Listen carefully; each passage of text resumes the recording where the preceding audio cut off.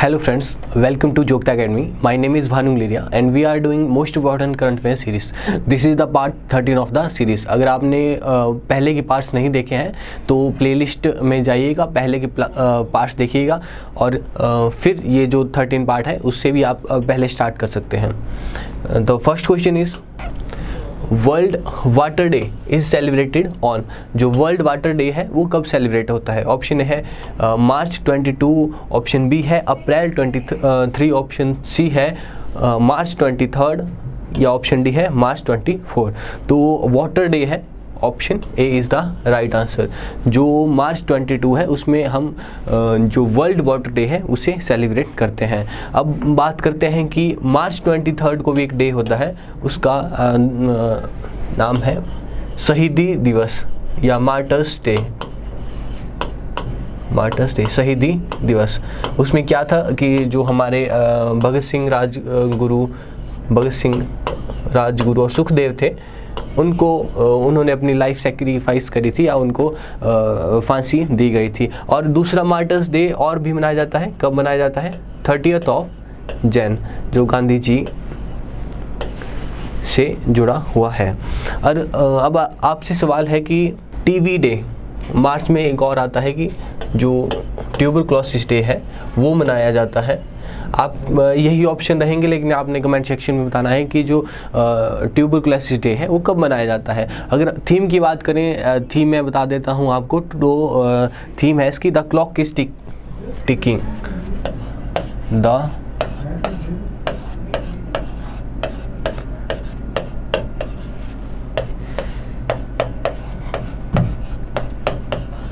Clock is ticking. ये है आपकी जो टीवी डे है उसकी थीम है the clock is ticking. The clock is ticking, ठीक है। ये टीवी डे की थीम है, लेकिन आपके लिए कमेंट सेक्शन में क्वेश्चन है कि वो जो टीवी डे है वो कब मनाया जाता है, ट्यूबरक्लोसिस डे कब मनाया जाता है। और इस क्वेश्चन का आंसर क्या है? 22 मार्च को वर्ल्ड वाटर डे मनाया जाता है। और 23 मार्च को मार्टर्स डे भी हमने देखा। एक 23 मार्च को जो राजगुरु सुखदेव और आपके राजगुरु सुखदेव और भगत सिंह जी ने अपनी लाइफ सेक्रीफाइस करी थी, तो मार्टर्स डे 23 मार्च को मनाया जाता है। और वर्ल्ड मेट्रोलॉजिकल डे भी 23 मार्च को मनाया जाता है, वर्ल्ड मेट्रोलॉजिकल डे। तो नेक्स्ट क्वेश्चन की तरफ चलते हैं। Be the brand ambassador of tribes India has been launched by which organisation. एक कैंपेन चली है be the brand ambassador of tribes India. तो ट्राइब्स इंडिया का ब्रांड एम्बेसडर बनने के लिए लोगों को अवेयर किया जा रहा है। तो ये किसने चलाई है? नाबार्ड ने चलाई है, नेशनल हाउसिंग बोर्ड ने चलाई है, ट्राइफेड ने चलाई है, या ट्राइबल कॉर्पोरेशन ऑफ इंडिया ने चलाई है? और ऑप्शन बी, सी और डी में कंफ्यूज होंगे, लेकिन जो राइट आंसर है option C is the right answer. जो ट्राइफेड है उसने ये be the brand ambassador of tribes India campaign चलाई है कि जो ट्राइब्स के क्राफ्ट हैं उनको प्रमोट किया जाए या उनके आर्ट को प्रमोट किया जाए, ठीक है। तो ट्राइफेड है ट्राइबल कोऑपरेटिव फेडरेशंस। ट्राइफेड की पूरी फॉर्म अगर हम देखें, जो कोऑपरेटिव फेडरेशन। मेंस के एचएस के मेंस में भी ये सिलेबस रहेगा कि शेड्यूल जो ट्राइब्स हैं उनके लिए क्या एफर्ट्स कर रही हैं गवर्नमेंट की, क्या क्या पॉलिसीज़ हैं, उसमें ट्राइफेड भी एक पार्ट रहता है। तो ट्राइफेड के बारे में भी आप अलग से नोट्स बना सकते हैं, या अगर जहां एसटी की बात है वहां आप ट्राइफेड जो ट्राइबल कोऑपरेटिव फेडरेशन की बात है वो आप उसका जिक्र कर सकते हैं कि किस तरह से जो ट्राइबल का क्राफ्ट है, आर्ट्स है, या उनके जो इक्विपमेंट्स हैं उनको प्रमोट करने में ये मदद करती हैं। 243 क्वेश्चन है the Mahendragiri hills ecosystem is situated in which state. जो महेंद्रगिरी हिल्स है वो न्यूज़ में, अब न्यूज़ में किस तरह से रहेगा? जो बायोस्फीयर रिजर्व अभी डिक्लेयर करा है, बायोस्फीयर जो रिजर्व है महेंद्रगिरी जो महेंद्रगिरी बायोस्फीयर रिजर्व किस स्टेट ने डिक्लेयर करा है, या महेंद्रगिरी हिल्स कहाँ है? आपकी महाराष्ट्र में है, उड़ीसा में है, मध्य प्रदेश में है या आसाम में है? तो option B is the right answer. जो उड़ीसा है उसका जो सेकंड बायोस्फीयर रिजर्व है वो बना है आपका महेंद्रगिरी हिल्स रिजर्व। अब बात करते हैं कि पहला जो बायोस्फीयर रिजर्व कौन सा था? तो सिमलीपाल, उड़ीसा का जो फर्स्ट बायोस्फीयर रिजर्व था। अब महेंद्रगिरी वो उड़ीसा में दूसरा जो बायोस्फीयर रिजर्व है अभी अभी डिक्लेयर हुआ है। 244 क्वेश्चन है, which country has approved A grant of 265 crore for the improving the power supply of Andaman Nicobar island. जो अंडमान निकोबार आइलैंड है उसमें पावर सप्लाई के लिए किस आपकी कंट्री ने ये 265 करोड़ अभी अभी अप्रूव करा है? चाइना ने, यूएसए ने, रशिया ने, जापान ने। तो ये है जापान का, जो आपने बैंक सुना होगा,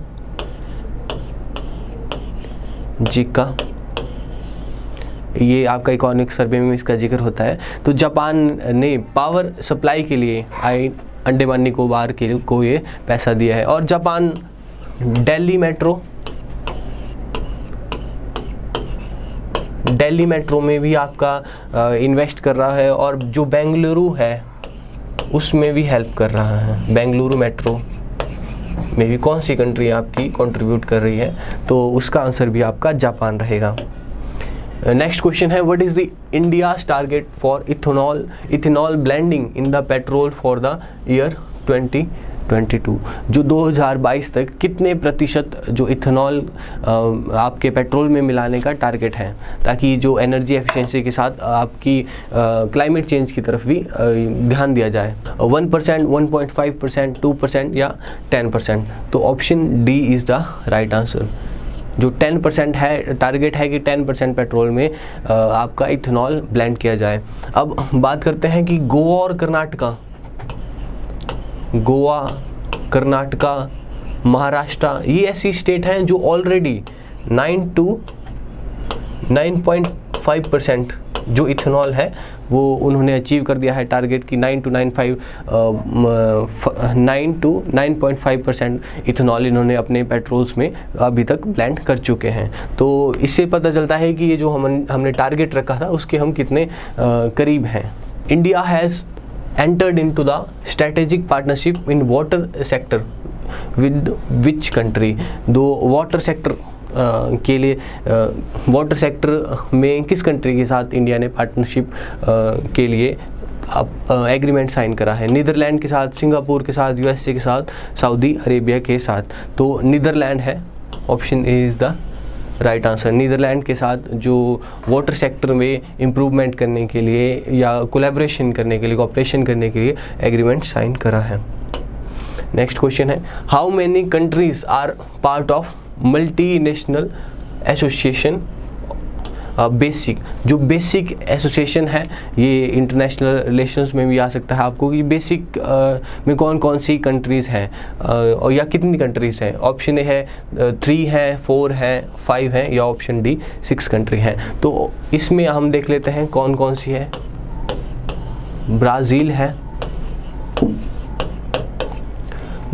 है, साउथ अफ्रीका है,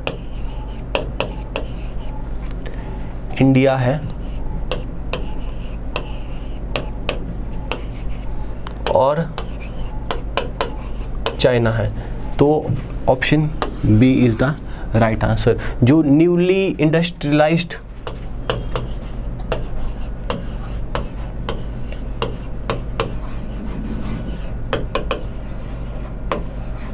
जो इकॉनमी है, न्यूली इंडस्ट्रियलाइज्ड इकॉनमी है, उनका एक ग्रुप है बेसिक ग्रुप। इनका एम क्या है? इनका एम है कि जो डेवलप्ड इकॉनमीज़ हैं उनको कन्विंस करना कि क्लाइमेट चेंज के लिए, जो क्लाइमेट फाइनेंस के लिए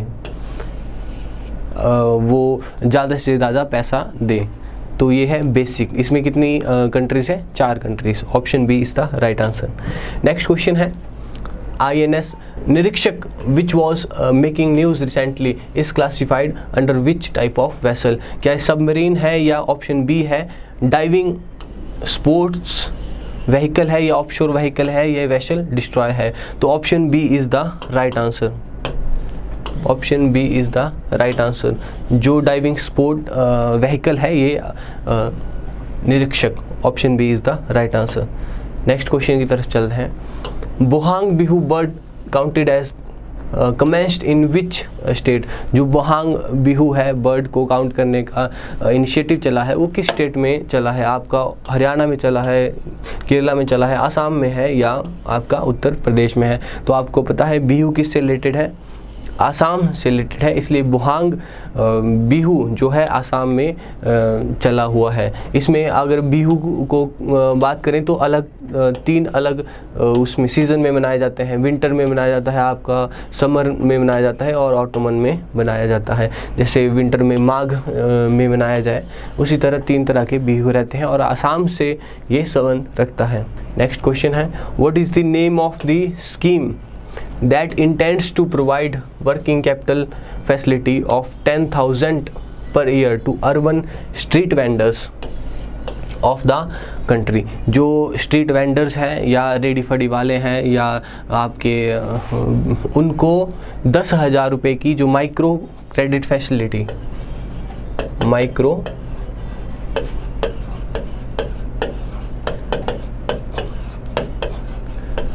क्रेडिट फैसिलिटी देने के लिए एक स्कीम चलाई है। जो पोस्ट कोविड में इकोनॉमिक रिफॉर्म्स हैं उसमें ये भी एक रिफॉर्म्स शामिल है या इनिशिएटिव शामिल है। उसमें योजना का नाम आपको बताना है, क्या पीएम किसान है या मुद्रा योजना है या पीएम स्वनिधि है या TLTRO है?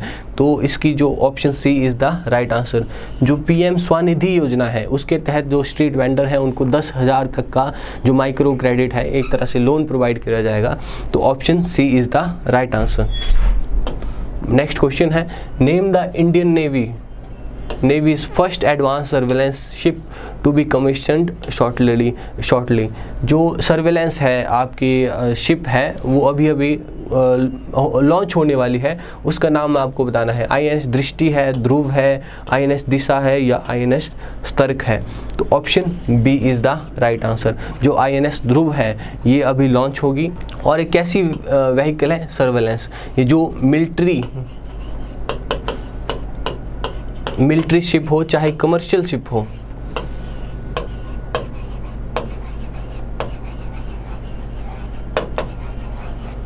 उसको ट्रैक करने के लिए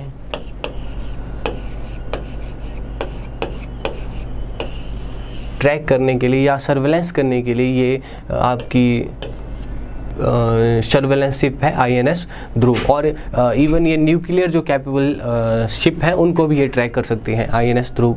B is the right answer. Padma Bhushan awardee Laxman Pai, जो लक्ष्मण है वो यहाँ बताया गया है कि पद्म विभूषण से नवाजे गए थे, उनकी अभी देहांत हो जाता है। ही वॉज रिनोन्ड, उन्हें वो किस फील्ड से संबंधित थे? म्यूजिशियन थे, पेंटर थे, कार्टूनिस्ट थे या पोइट थे? तो option B is the right answer. जो लक्ष्मण थे वो पेंटिंग से संबंध रखते थे। First country in central America to be certified malaria free by world health organisation. World health organisation ने जो सेंट्रल अमेरिका है उसमें एक पहली कंट्री को मलेरिया फ्री घोषित करा है। तो कौन सी है? पनामा है, कोस्टा रिका है या एल साल्वाडोर है या होंडुरस है? तो El Salvador, option C is the right answer. इसने सेंट्रल अमेरिका की है और वर्ल्ड हेल्थ ऑर्गेनाइजेशन ने इसे अभी मलेरिया फ्री घोषित करा है। नेक्स्ट क्वेश्चन है, which country top the human performance indicator of Asia Pacific region released by JLL। जो एशिया पैसिफिक रीजन है ह्यूमन परफॉर्मेंस इंडिकेटर्स में किस कंट्री ने टॉप करा है? थाईलैंड है, जापान है, इंडिया है या फिलीपींस है? तो जो हमारा प्यारा भारत है, option C is the right answer. उसने इसमें ह्यूमन परफॉर्मेंस इंडिकेटर में, अब बात करते हैं इसमें क्या होता है। इसमें वर्क प्लेस सेटिस्फैक्शन कितनी रहती है कि कितना काम कर रहे हैं, क्या परफॉर्मेंस रहती है, वो मेज़र करते हैं। तो एशिया पैसिफिक रीजन में किसने टॉप करा है? इंडिया ने टॉप करा है। नेक्स्ट क्वेश्चन है, United nation general assembly declared which year has international year of millets and India sponsored resolutions to raising awareness of health benefit of millets। जो millets है हमारा कोर्स जो ग्रेन्स होते हैं जैसे जौ हो गया, बाजरा हो गया, इस तरह की इनके फ़ायदे को अवेयरनेस करने के लिए लोगों को, या उनके बेनिफिट्स के बारे में लोगों को बताने के लिए कौन सी ईयर को इंटरनेशनल ईयर ऑफ मिलेट्स घोषित करा है। ये इंडिया ने ही रेजोल्यूशन दिया था, तो 2021 को या 2022 को, 2023 को या 2025 को। तो ऑप्शन सी जो 2023 है उसको इंटरनेशनल ईयर ऑफ मिलेट्स घोषित करा है। अब इसमें क्या, जैसे मिलेट्स में क्या पाए जाते हैं, आपके प्रोटीन होता है, विटामिन होता है, मिनरल्स होता है, तो ये सारी जो चीज़ें हैं इनके बारे में लोगों को जो न्यूट्रिशनल अवेयरनेस लाने के लिए इस तरह के कैंपेन किए जाते हैं। नेक्स्ट क्वेश्चन है Sahi Disha to celebrate women's livelihood and entrepreneurship in rural area programme is launched by. जो हमारा ग्रामीण क्षेत्रों में वुमेन एंटरप्रेन्योरशिप और उनकी आजीविका को बढ़ाने के लिए सही दिशा कैंपेन लॉन्च करी है। तो ये किसके द्वारा लॉन्च करी है? क्या नीति आयोग है, या women child and development ministry है, या UNDP है, या यूनेस्को है? तो option D is the right answer. जो यूनाइटेड नेशन डेवलपमेंट प्रोग्राम है उसने ये कैंपेन लॉन्च करा है। क्या कैंपेन का नाम है? सही दिशा। अभी इसको किस तरह से आप आंसर राइटिंग में यूज़ कर सकते हैं? तो अगर वुमेन के बारे में क्या क्या इनिशिएटिव लाए जा रहे हैं, तो रूरल वुमेन के बारे में सही दिशा कैंपेन भी आप उसमें अपने राइटिंग में ऐड कर सकते हैं। तो option C is the right answer. Rank से क्वेश्चन है what is the India's rank is e-commerce index launch by UNCTAD, trade and development है जो यूनाइटेड नेशन का, उसमें ई-कॉमर्स इंडेक्स में कितना रैंक है? ऑप्शन है 71 है, ऑप्शन बी है 139 है, ऑप्शन सी है 86 है, ऑप्शन डी है 63 है। तो option A is the right answer. जो 71th रैंक है इंडिया का आया हुआ। और एक किसने टॉप करी है? तो स्विट्ज़रलैंड। एक बार मैं फिर से चेक कर लेता हूँ। हाँ, जो स्विट्ज़रलैंड है,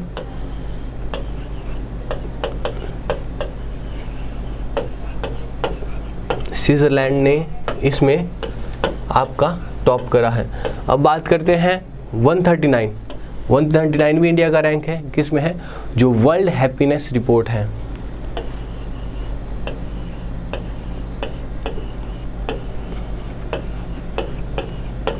जो वर्ल्ड हैप्पीनेस रिपोर्ट है 2021 की, उसमें इंडिया का रैंक कितना है?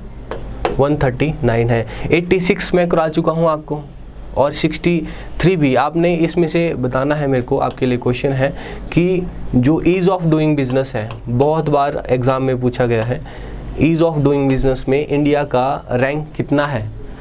इन दोनों ऑप्शन में से एक है, तो मैं बता दूं आपको। तो ये आपने कमेंट सेक्शन में बताना है ईज़ ऑफ डूइंग बिजनेस में इंडिया का रैंक कितना है और कितना इम्प्रूव हुआ है, लास्ट ईयर के कंपैरिजन कितना इम्प्रूव हुआ है। तो 257 का option A is the right answer. Name the Google launched web platform to train 1 million women in rural India to become entrepreneurship. अब फिर से रूरल इंडिया में वुमेन को एंटरप्रेन्योरशिप बनने के लिए कितनी, ताकि वो कोई इनोवेटिव स्टेप उठा के सेल्फ एम्प्लॉयड बने, तो आपका गूगल ने कौन सा प्लेटफॉर्म स्टार्ट करा है? स्त्री शक्ति है, महिला शक्ति है, नारी उद्यम है, या वुमेन विल है। तो option D is the right answer. अब देखिए, अगर फिर से वही बात आ गई कि मेज़ में आप इसको भी लिख सकते हैं कि वुमेन विल जैसे इनिशिएटिव गूगल के द्वारा, गूगल की मदद से चलाए जा रहे हैं। और सही दिशा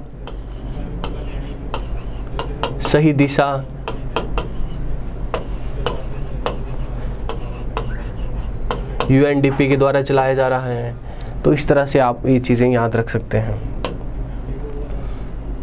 नेक्स्ट क्वेश्चन है PM Modi inaugurated the Maitri Setu friendship bridge on Feni river in which state. अब दो क्वेश्चन बन सकते हैं इससे कि फैनी रिवर किस स्टेट में है मेनली, और दूसरा है कि जो फ्रेंडशिप ब्रिज है वो किस स्टेट में अभी PM मोदी ने उसका उद्घाटन करा है। मेघालय में है, आसाम में है, मणिपुर में है, या त्रिपुरा में है? तो option D is the right answer.